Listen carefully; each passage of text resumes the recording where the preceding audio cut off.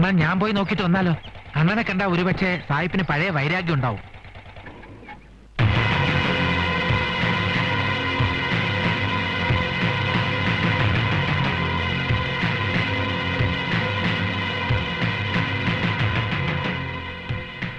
അക്ഷരങ്ങളിൽ അല്ലാഹു. അസ്സലാമു അലൈക്കും. വലൈക്കും അസ്സലാം. തമ്പ്രാൻകുട്ടി, നമ്മള് കൂലിത്തൽ നിർത്തി നിങ്ങൾ കാരണം. 5 നേരവും നിസ്കരിക്കുന്നുണ്ട് നിങ്ങൾ കാരണം. ഇപ്പൊ വന്നത് എനിക്ക് പരീതിന്റെ സഹായം വേണം. നമ്മള് നിങ്ങളെ സഹായിക്കണോ? എന്ത് വേണം പറയും. നിങ്ങളെല്ലാം പോയിൻ. റഫീഖേ, തമ്പ്രാൻകുട്ടി സുലൈമാനി എടുക്കട്ടെ. എന്താ അത്? കട്ടൻ ചായ. റഫീഖെ 3 സുലൈമാനി. വരേൻ. എന്താണ് നമ്മൾ ചെയ്യേണ്ടത് പറയും. എനിക്ക് കുറെ പണം ഉണ്ടാക്കണം. നിങ്ങൾക്ക് എത്ര പണം വേണം? അറിഞ്ഞൂടാ. കുറെ പണം വേണം. എനിക്ക് മാളികയൊന്നും പണിയാനല്ല, നല്ലത് പറയാനും ചെയ്യാനും എഴുതാനും വേണ്ടി. തമ്പ്രാൻകുട്ടി പറയണത് നല്ല കാര്യമാണെന്ന് മനസ്സിലായി. പക്ഷേ കാര്യം എനിക്ക് പിടികിട്ടിയില്ല. പറയാം.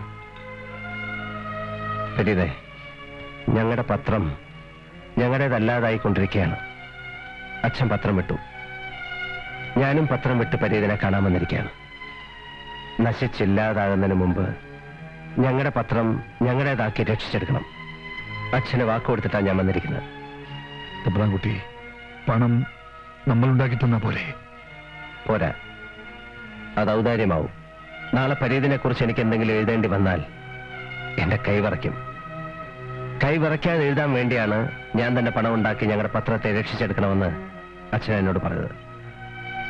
എന്താ ഫരീദ് ഒരു വഴി? തമ്പുരാൻകുട്ടിക്ക് ഏത് വഴിയാണ് പറ്റിയത്? ഏത് വഴി എനിക്ക് പറ്റും. ആ സ്പിരിറ്റ് ലോറി എത്തിക്കേണ്ട അടുത്ത് ഞാൻ എത്തിക്കാം. അതിനുള്ള മനക്കരുത്ത് എനിക്കുണ്ട്. ഏർപ്പാടാക്കോ? ഫരീദിനോടൊപ്പം ഞാനും കൂടാം, വിശ്വാസമുണ്ടെങ്കിൽ. എന്റെ പൊന്നു തമ്പുരാൻകുട്ടി, ഫരീദ് ഈ ലോകത്ത് നിങ്ങളെ അല്ലാതെ മറ്റാരെ വിശ്വസിക്കാനാ? നിങ്ങള് നമ്മളോടൊപ്പമല്ല, നമ്മള് നിങ്ങളോടൊപ്പമാ. കുടിക്കീൻ. അണ്ണാ, ഈ സ്പിരിറ്റ് കൊണ്ടുപോകാൻ തുടങ്ങിയതിന് ശേഷം എനിക്ക് എല്ലാത്തിനും ഒരു നല്ല സ്പിരിറ്റ് ഉണ്ട് കേട്ടോ. അനപ്പാ, നിന്നെ മാമോദീസ മുക്കിയ സ്പിരിറ്റ് തന്നെ ഇവന്റെ നോട്ടത്തിൽ തന്നെ സ്പിരിറ്റ് ഉണ്ട് കേട്ടോ. ചുമ്മാ ഏടാ ചേട്ടാ, തമാശയല്ലേ ഇത്? പോലീസ് ചേട്ടാ, നിർത്തരുത്, ചവിട്ടി വിട്ടോ.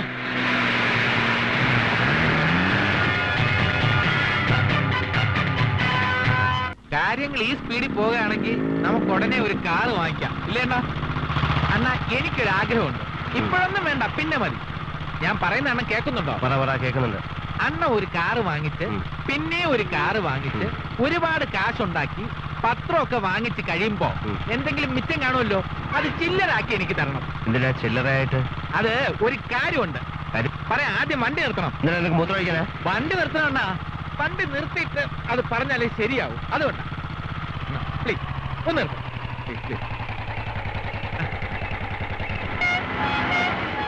മടി നിറയെ ചില്ലറ അണ്ണൻ തരുന്നത്.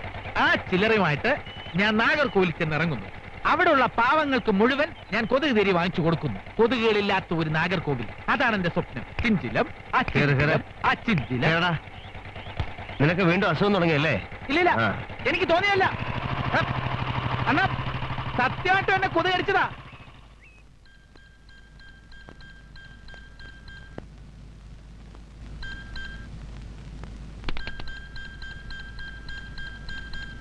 അഷ്ടപതി കേട്ടുറങ്ങുകയും ഉണരുകയും ചെയ്യുന്ന അക്ഷരങ്ങളുടെ അമ്മയ്ക്ക് അപമാനമായി നഗരത്തിലെ ഈ പുതിയ ആൽക്കഹോൾ രാജാവിന്റെ സ്ഥാപനങ്ങൾ അധമന്മാരുടെ അഭയകേന്ദ്രങ്ങളായി തീർന്നിരിക്കുകയാണ്.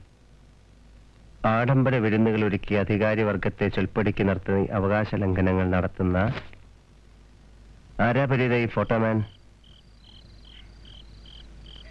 നമസ്കാരം. ആരാ? മനസ്സിലായില്ല. എനിക്ക് നന്നായിട്ട് മനസ്സിലായി.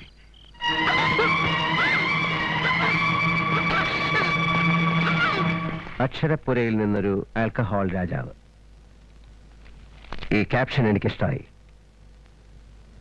ഞാൻ ആദ്യമായി ചെയ്യുന്ന അവകാശ ലംഘനമാണ് എന്റെ മുമ്പിൽ നിൽക്കുന്ന താൻ. ഒന്ന് പരിചയപ്പെടാൻ വേണ്ടി വിളിപ്പിച്ച അപമാനിച്ചതുകൊണ്ട് വിളിപ്പിച്ച രീതി കുറച്ച് അധികാരത്തിലായിപ്പോയി. അനന്തരാമനല്ലേ തന്നോട് ഇങ്ങനെയൊക്കെ എഴുതാൻ പറഞ്ഞത്? ആര് പറഞ്ഞാലും നേരിട്ട് കണ്ട് സ്റ്റഡി ചെയ്യാതെ ഒരു ജേർണലിസ്റ്റ് ഒന്ന് റിപ്പോർട്ട് ചെയ്യരുത്. തനിക്ക് എന്നെ അറിയാം? അച്ഛൻ പറഞ്ഞിട്ടുണ്ട് അനിയൻ തമ്പുരാനെ പറ്റി. ആരാ തന്റെ അച്ഛൻ? വാസുദേവ വാര്യർ. വാസുവേട്ടന്റെ മകളാ? അതെ. ഓ. വീട്ടിൽ മറ്റാരുമില്ല. അച്ഛൻ പരിഭ്രമിക്കും. ഞാൻ പൊയ്ക്കോട്ടെ? ഞാൻ അറിഞ്ഞില്ല. ക്ഷമിക്കണം.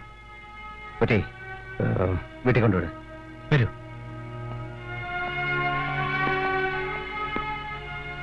എനിക്ക് വളരെ വേണ്ടപ്പെട്ട ഒരാളുടെ മകളാ. ഇതിലൊന്ന് ഒപ്പിട്ടെന്നേക്ക്. എന്തിനാ സാർ? എനിക്ക് പരാതിയൊന്നുമില്ലല്ലോ. പിന്നെന്തിനാ ഞാൻ ഒപ്പിടുന്നത്? പരാതി വേണമല്ലോ. സുഖവാസത്തിനൊന്നും അല്ലല്ലോ അവര് നിന്നെ വിളിച്ചോണ്ട് പോയത്. ബലാത്കാരമായിട്ട് വീട്ടിൽ നിന്നും കടത്തിക്കൊണ്ടുപോയി കൊന്ന് റോഡിലെങ്ങാനും ഇട്ടിരുന്നെങ്കിൽ ഞങ്ങൾ ഉത്തരം പറയേണ്ടി വരത്തില്ലേ? ഒപ്പിട്. വളരെ അന്തസ്സായിട്ട് അവരെന്നോട് പെരുമാറിയത്. അന്തസ്സായിട്ട് തന്നെ അതിലൊരു ഒപ്പിട്ടേരെ. ഇട്ടേര്.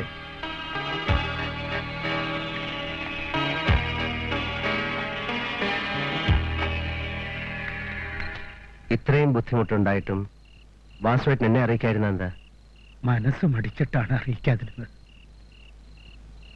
അനിയൻ കുഞ്ഞിനെ കുറിച്ച് മോശമായി പത്രത്തിൽ എഴുതിയതിന് ഞാൻ അവളെ വഴക്ക് പറഞ്ഞു. കൂലി എഴുത്തുകാരിയാ കുഞ്ഞേ. ഇപ്പൊ മലയാള ശബ്ദത്തിൽ മുഴുവൻ കൂലി എഴുത്തുകാരാണല്ലോ. അവിടുന്ന് അവക്ക് കിട്ടുന്ന ശമ്പളമാ ഇവിടുത്തെ ഏക വരുമാനം.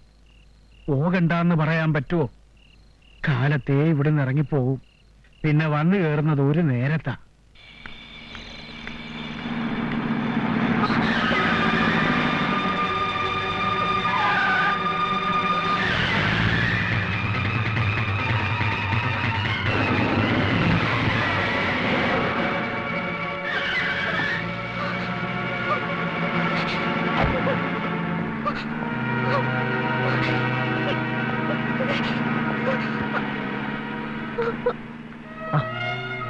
എന്തുപറ്റി?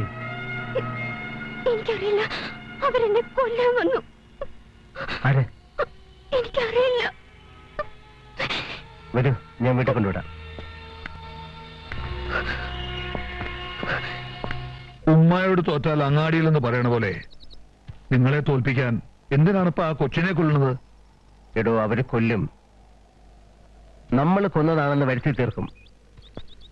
ഞാനാണ് അക്ഷരപ്പുരയിലെ ആൽക്കഹോൾ രാജാവ്. അവളാണ് അങ്ങനെ എഴുതിയത്. താനാണ് അവളെ വീട്ടിൽ നിന്ന് പൊക്കിക്കൊണ്ടുവന്നത്. അവളെ കൊണ്ട് പരാതി എഴുതിപ്പിച്ച് ഒപ്പിട്ട് വാങ്ങിയിട്ടുണ്ട്. കൊന്നത് നമ്മളാവില്ലേ? ജയിലിൽ പോയി കിടക്കണോ? പടച്ചോനെ, അതാണ് പട്ടരുടെ ബുദ്ധി. അതുകൊണ്ട് ഞാൻ എന്ത് ചെയ്തു? വാസേട്ടനെയും കൂട്ടി ഞാൻ തന്നെ കൂടെ പോയി അവളെ കൊണ്ട് പോലീസ് സ്റ്റേഷനിൽ പരാതി കൊടുപ്പിച്ചു. പത്രത്തിലെ ജോലി രാജിവെപ്പിച്ചു. വാസുവേട്ടന്റെ വീട് ഞാൻ നോക്കിക്കൊള്ളാന്ന് പറഞ്ഞു. അത് നന്നായി. വലിയ മനസ്സാ തമ്പ്രാൻകുട്ടിയെ. അല്ലാഹ് കാക്കട്ടെ. ജെന്റിൽമെൻ, മേജർ ഷെയർസ് നിങ്ങൾ പർച്ചേസ് ചെയ്ത് കഴിഞ്ഞു. Vishwalakshmi Thampuratti, Parvathi Menon, Ravivarma, Ramavarma, Sudarshana and her brother, ഇത്രയും പേരുടെ കയ്യിലാണ് ബാക്കിയുള്ള ഷെയർസ്. ഈ നീക്കങ്ങളൊന്നും ഇതുവരെ ഇപ്പോഴത്തെ എം ഡി രാമവർമ്മ അറിഞ്ഞിട്ടില്ല. രാമവർമ്മയെ എം ഡി സ്ഥാനത്ത് നിന്ന് മാറ്റി എന്നെ നിയമിക്കണമെന്ന ആവശ്യം ഒപ്പിട്ട് നാളെ തന്നെ എന്നെ ഏൽപ്പിക്കണം. ദാറ്റ് മീൻസ് നാളെ മുതൽ മലയാള ശബ്ദത്തിന്റെ എം ഡി ഞാനായിരിക്കും. അല്ല, ഇന്നു മുതൽ ഞാനാണ് മലയാള ശബ്ദത്തിന്റെ എം ഡി. എനിക്കടാ ലാസ്റ്റ്. മേജർ ഷെയർസ് മുഴുവൻ എന്റെ പേരിലായി കഴിഞ്ഞു. ഈ ഇരിക്കുന്ന ബോംബെയിലെ മൾട്ടിനാഷണൽ കമ്പനി, ഇത് മുഴുവൻ എന്റെ ആൾക്കാരാണ്. ഇത് ഞാൻ നിനക്ക് വിരിച്ച വലയാണ്. നീ എന്റെ ചേട്ടൻ രാമവർമ്മയെ ബാധിച്ചിരിക്കുന്ന ക്യാൻസറാണ്. ഇനി അത് പടരാൻ ഞാൻ സമ്മതിക്കില്ല. കത്തിച്ചു കളയുന്ന ഞാൻ. Get out. പരിതേ. Thank you all. Thank U.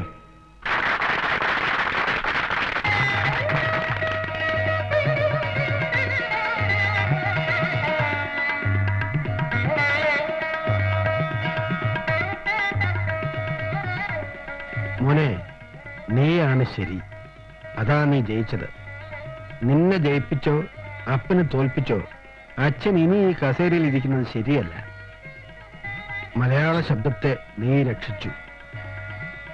നീയാ മോനെ ഇനി ഇവിടെ ഇരിക്കേണ്ടത്. അച്ഛനുണ്ട് കൂടെ. I am proud of you.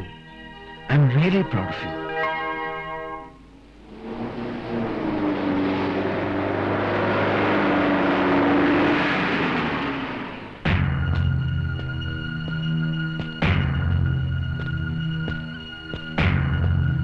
Mister Ravivarma, നിങ്ങൾ ഈ വീട്ടിൽ കയറാൻ പാടില്ല. താനാരാ ഇത് പറയാൻ? ഞാൻ ആരും ആയിക്കോട്ടെ, ഈ വീടിന്റെ ഉടമസ്ഥൻ രാമവർമ്മ പെറ്റീഷൻ തന്നിട്ടുണ്ട്. ഉടമസ്ഥൻ രാമവർമ്മയോ? ഇത് ഞങ്ങളുടെ വീട് അല്ല, എന്റെ വീട്. പത്രം നീ പിടിച്ചെടുക്കില്ലേ? വീട് ഞാൻ പിടിച്ചെടുക്കി. അപ്പ അവനോട് ഇങ്ങനൊന്നും കാണിക്കരുത്. ഈ മുറ്റത്ത് ഞാൻ കേട്ടില്ല തണ്ടിയെ. കാണുമെങ്കിലേ അവിടെ പോയി കണ്ടോണം.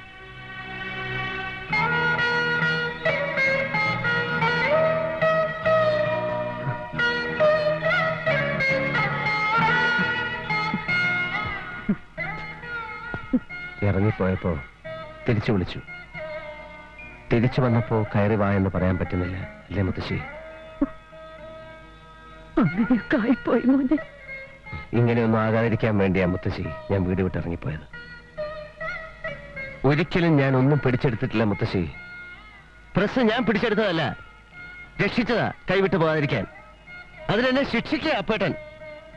മുത്തശ്ശിയെ കാണാൻ വീട്ടിൽ വരുമ്പോ വീട്ടുവാതിൽക്കൽ പോലീസ് തടുക്കുക. സ്റ്റുപ്പിഡ്.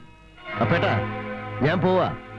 വൈരാഗ്യത്തോടെ അല്ല, അപ്പേട്ടൻ ഇങ്ങനെ ആയിപ്പോയല്ലോ എന്നുള്ള വിഷമത്തോടെ.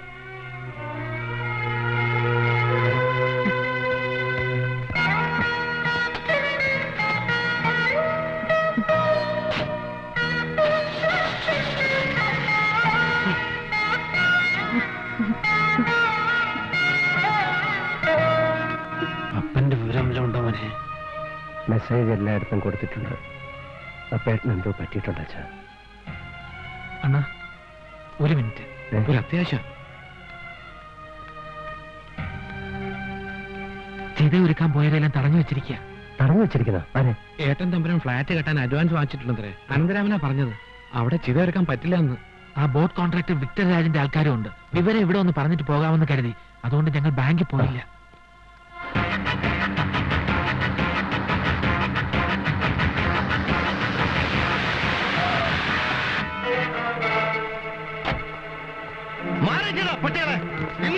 വേണ്ട കുഞ്ഞെ, വഴക്കിനൊന്നും പോകണ്ട. എല്ലാം പോലീസ് വന്ന് തീരുമാനിക്കട്ടെ. അത് മതി കുഞ്ഞെ, അത് മതി. അതെ, പോലീസ് വരട്ടെ. മഹാരാഷ്ട്ര ബിൽഡേഴ്സിൽ നിന്നും 10 ലക്ഷം രൂപ അഡ്വാൻസ് വാങ്ങി ഫ്ലാറ്റ് കെട്ടാൻ സമ്മതിച്ച് തന്റെ ജ്യേഷ്ഠൻ രാമവർമ്മ ഒപ്പിട്ട് തന്ന എഗ്രിമെന്റ് ആണിത്. തന്റെ മുത്തച്ഛിയെ ശവം കത്തിച്ച് കളയാനുള്ള പ്രോപ്പർട്ടി അല്ലത്. ഇവിടെ ഫ്ലാറ്റാണ് ഞങ്ങൾക്ക് പണിയേണ്ടത്. ചത്തുപോയ കിളവിക്ക് സ്മാരകമല്ല. എന്ത് പറഞ്ഞടാ? എനിക്ക് ജീവനുണ്ടെങ്കിൽ എന്റെ മുത്തശ്ശി ഇവിടെ സംസ്കരിക്കടാ.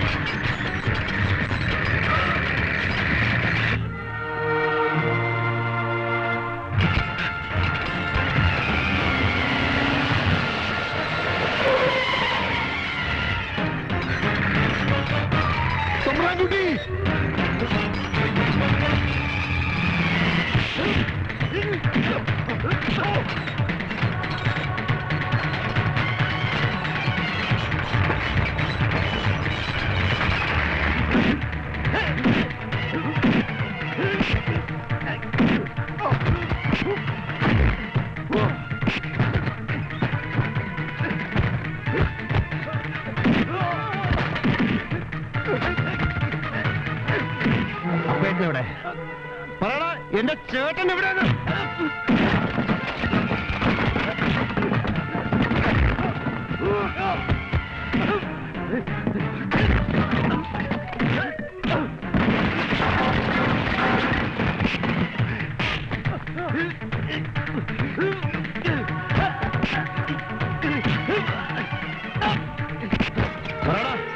എന്റെ അപ്പേട്ടനവിടെ പറയാൻ പറ്റില്ലേ? ഇവനറിയാം എന്റെ അപ്പേട്ടൻ എവിടെ ഉണ്ടെന്ന്. കർമ്മം ചെയ്യാൻ എനിക്ക് എന്റെ അപ്പേട്ടൻ വേണം. മുരുക, ഈ വണ്ടിയും ക്രെയിനൊക്കെ എടുത്ത് മാറ്റടാ.